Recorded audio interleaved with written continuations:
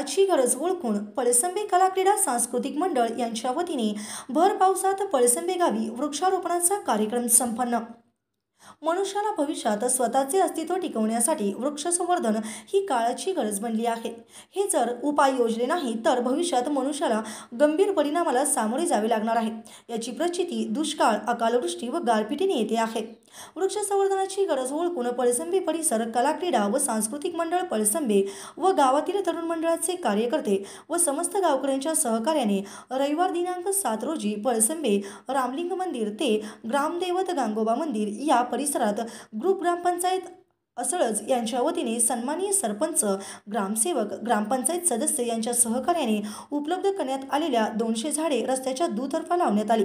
या प्रसंगी पळसंबे परिसर कला क्रीडा व सांस्कृतिक मंडळाचे सदस्य व समस्त गावकरी बंधू यांच्या उपस्थितीत हा कार्यक्रम पार पडला।